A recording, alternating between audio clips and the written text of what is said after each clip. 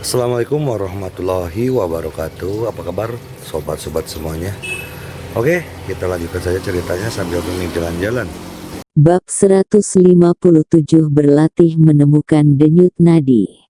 Begitu suara itu jatuh, Henry sudah melompati kepala semua orang dan langsung melompat ke dalam lingkaran. Melihat ke bawah ke tanah, ada seorang pria paruh baya berusia 40-an terbaring di sana. Wajahnya pucat dan tubuhnya tampak kaku.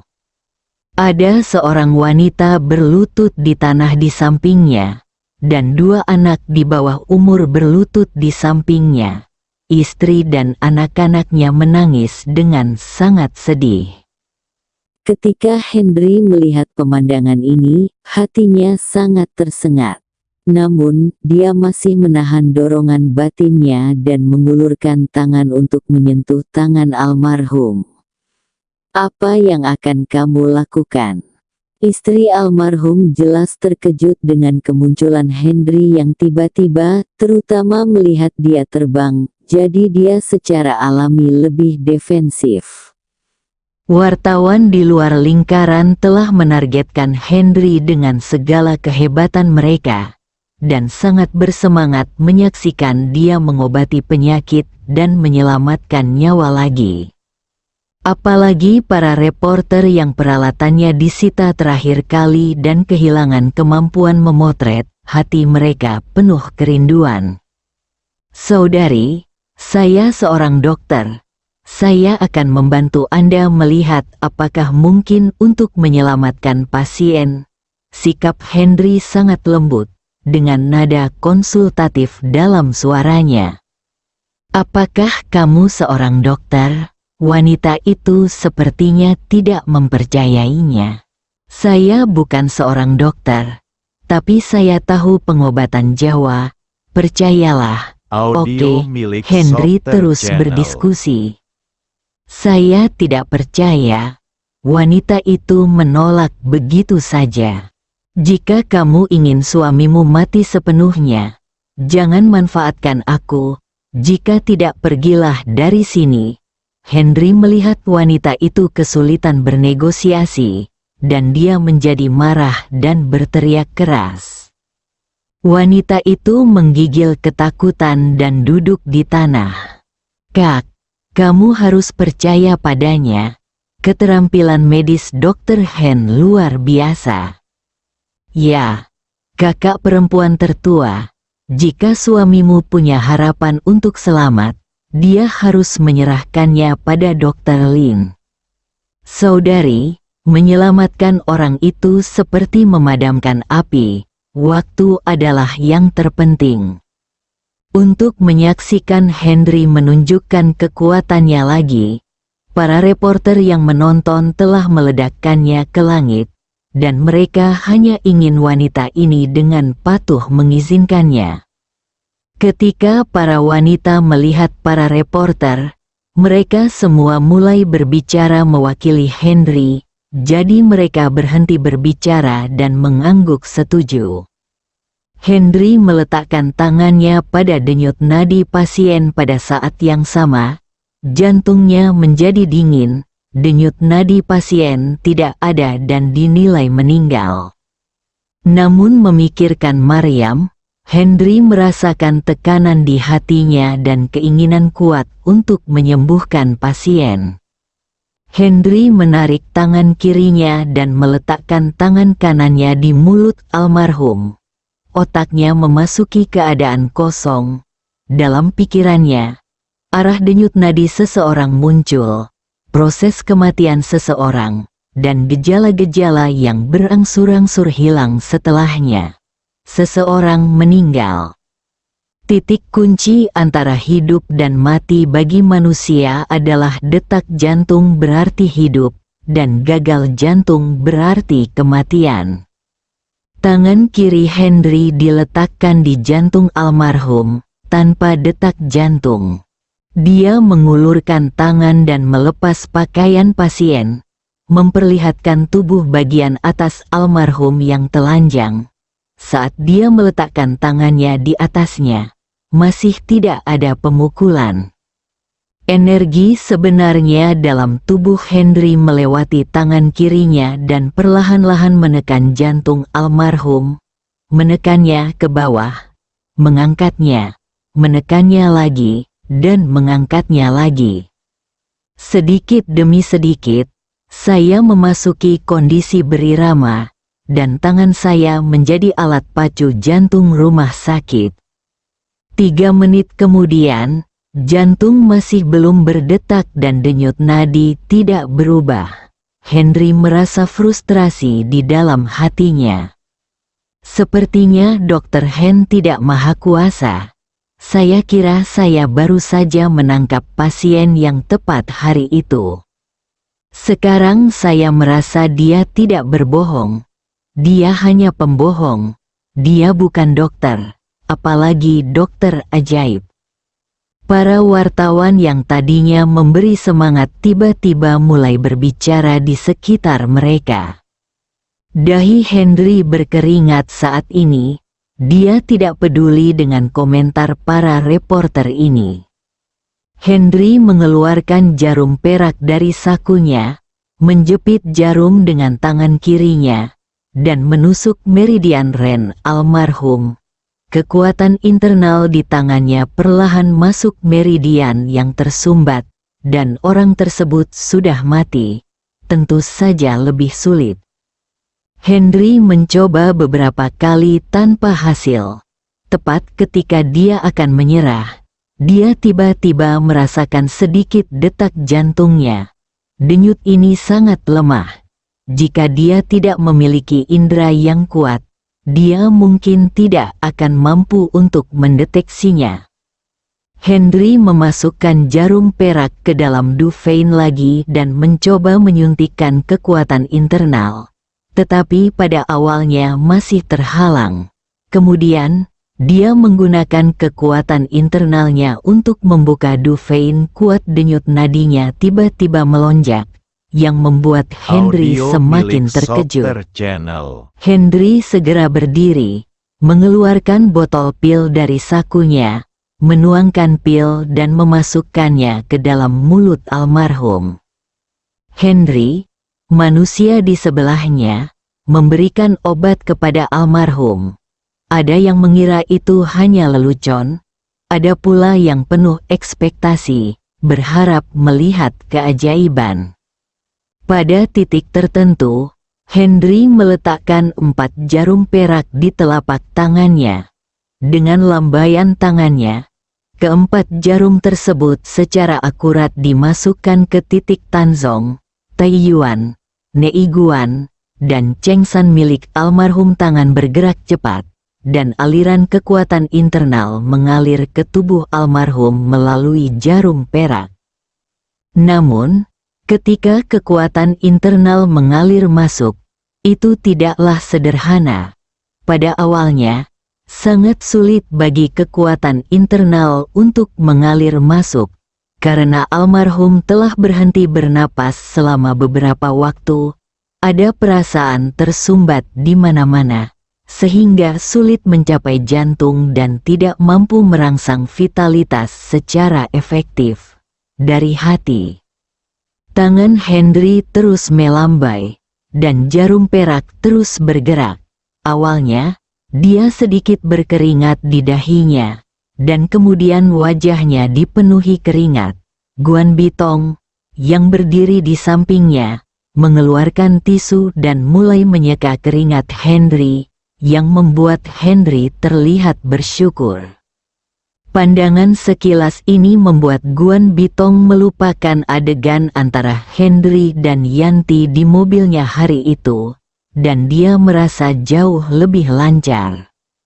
Mata semua orang terus-menerus beralih antara Henry dan almarhum. Mereka dengan tulus berharap untuk menciptakan keajaiban dan menyaksikan keajaiban itu. Mata pasien bergerak. Entah siapa yang melihat dengan hati-hati dan berteriak. Henry dengan cepat membungkuk dan meletakkan tangannya di mulut almarhum lagi, dan menemukan bahwa denyut nadi almarhum yang terlihat samar-samar menjadi lebih kuat. Tentu saja dibandingkan dengan orang normal, mereka masih tergolong lemah. Namun dibandingkan dengan orang mati, mereka jauh lebih baik. Henry mengeluarkan pil lain dari sakunya dan memasukkannya lagi ke dalam mulut almarhum. Jika setiap orang memiliki pemikiran yang berbeda-beda terakhir kali ini mereka semua hanya memiliki satu pemikiran, yaitu, orang ini tidak dapat mati, dan Henry adalah dokter ajaib yang sesungguhnya. Henry sekali lagi mengeluarkan 2 jarum perak dan memasukkannya ke titik saosang dan sangyang almarhum. Saat pengobatan dan akupuntur berlanjut, tanda-tanda vital almarhum berubah dari lemah menjadi kuat dan jarum perak tertinggal. Ketika saya menghentikan akupuntur, wajah saya menjadi pucat dan jelek. Untungnya, dia tidak bisa mati. Tapi dia masih perlu melakukan detoksifikasi. Dia diracuni. Setelah Henry selesai berbicara, dia duduk di tanah. Wah, wah, wah, wah, wah. Tepuk tangan berubah dari 1 menjadi 2, menjadi 1. Semua penonton bertepuk tangan, mata mereka penuh keajaiban dan kekaguman. Bab 158 detoksifikasi yang mendominasi. Sebelum tepuk tangan mereda, pria yang dinyatakan meninggal itu perlahan membuka matanya. Anggota keluarga almarhum bergegas menghampiri untuk berteriak. Namun ternyata almarhum tampak tidak sadarkan diri dan tidak mengenali mereka sama sekali. Yang terpenting, kulit almarhum berangsur-angsur berubah dari putih menjadi hitam. Setelah Henry kembali bernapas, dia mendatangi almarhum lagi. Jari-jarinya menusuk pria yang baru saja bangun. Tubuh pria itu menjadi hitam dengan cepat dan perlahan mulai melambat. Henry mengangkat pria itu dengan satu tangan dengan tangan kirinya. Telapak tangan kanannya sekali lagi ditutupi dengan jarum perak. Dia melambaikan tangan kanannya dengan cepat. Para reporter sekali lagi menyaksikan adegan janji temu 7 hari terakhir Tuan Wang di Balai Pengobatan Tradisional Jawa Wang. Jarum perak bersinar di bawah sinar matahari. Terbang, terus-menerus masuk dan keluar dari tubuh dan titik akupuntur pria itu, dan tubuh lembut pria itu seperti boneka yang dikendalikan oleh kabel. Entah mengangkatnya tangan, mengangkat kaki, atau berbalik. Tangan Henry melambai dengan cepat, dan energi sebenarnya memasuki tubuh pria itu melalui jarum perak. Pria itu memuntahkan beberapa suap darah hitam, dan warna hitam di wajahnya berangsur-angsur berkurang, dan akhirnya perlahan berubah menjadi putih dan merah. Henry mengangkat tangan kanannya, dan jarum perak di tubuh pria itu dengan cepat ditarik dan jatuh ke telapak tangannya lagi. Tubuh itu bergerak maju dengan cepat, meraih laki-laki yang hendak terjatuh, membaringkannya di tanah, berdiri perlahan, memandang istri laki-laki itu dan berkata, "Suamimu meninggal karena keracunan." Secara spesifik, dari mana racun itu berasal? Itu adalah obat. Saya akan mencari tahu apakah alasannya lain. Adapun dia baik-baik saja sekarang. Saya sudah mengobati penyakit jantung dan otak aslinya dan dapat kembali. Setelah Henry selesai berbicara, tanpa menunggu reaksi siapapun, dia keluar dari kerumunan dan kembali ke gedung perusahaan. Saat memasuki kantor Mariam, dia dan Lenny sedang menjawab telepon, terlihat sangat cemas. Henry mengambil gelas air di meja Maryam dan meminum semuanya dalam 2 tegukan.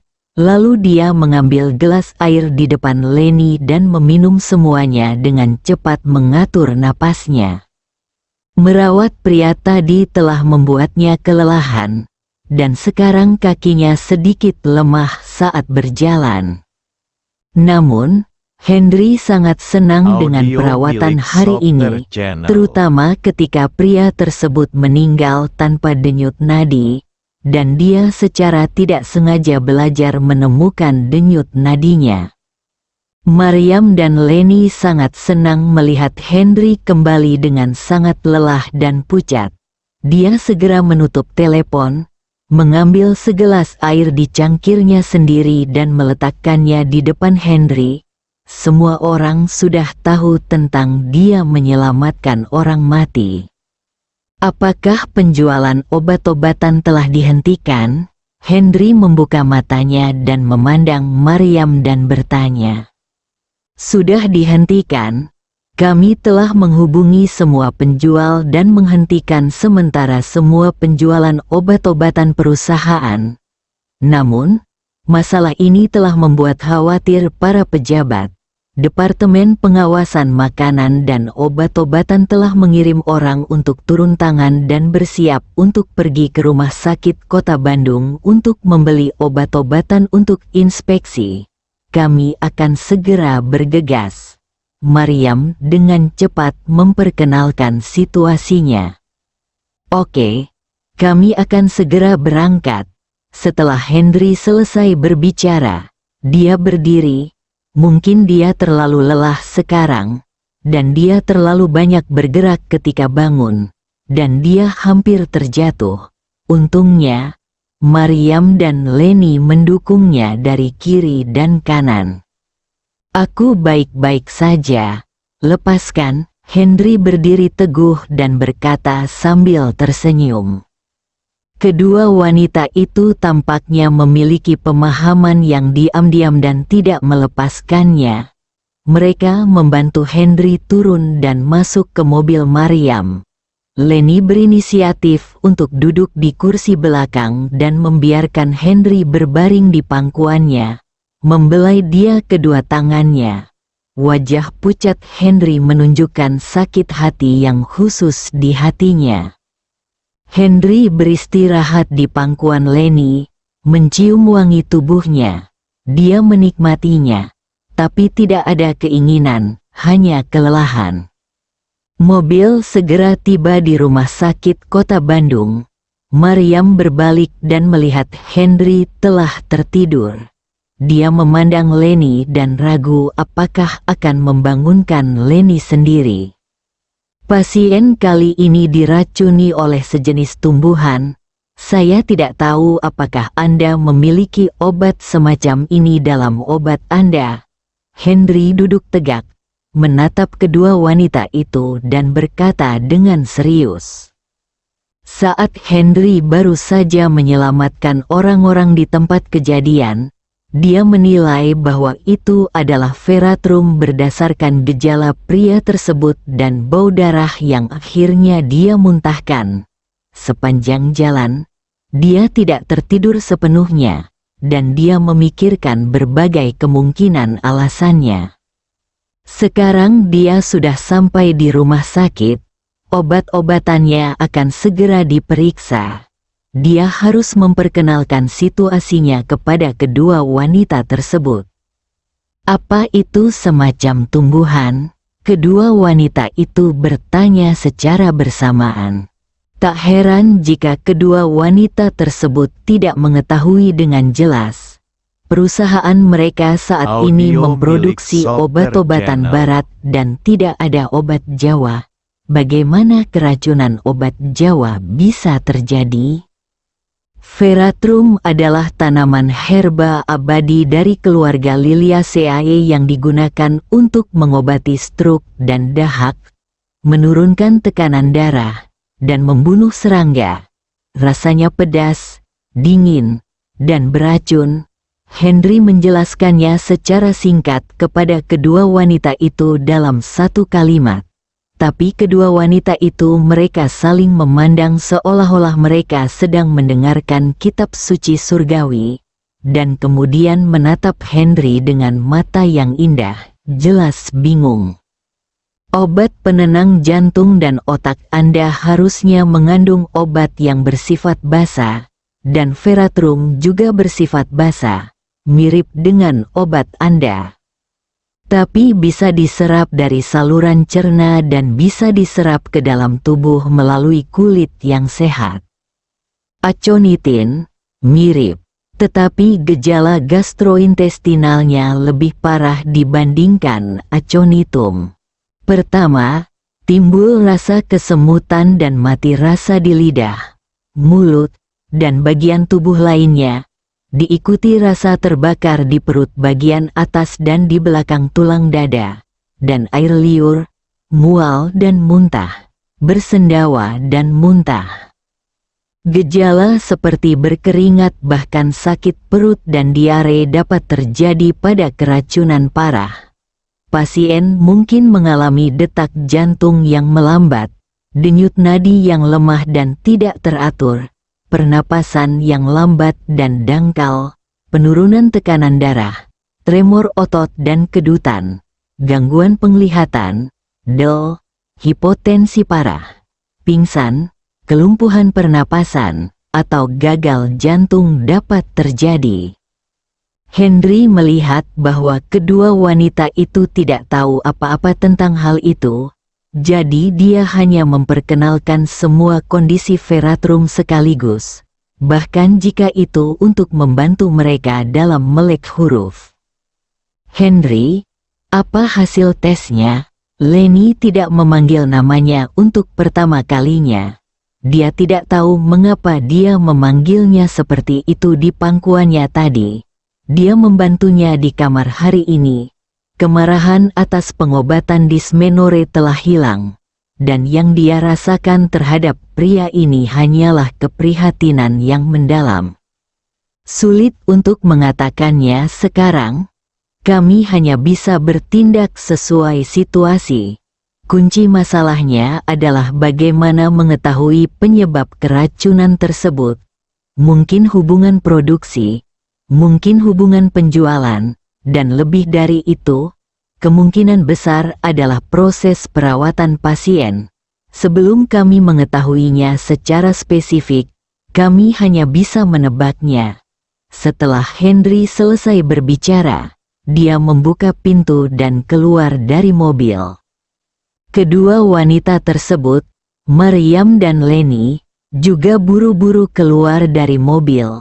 Entah kenapa, pada saat ini, mereka tiba-tiba merasa bahwa Henry, seorang pria, dapat memberi mereka dukungan terbesar dan rasa aman yang terbesar. Bersambung.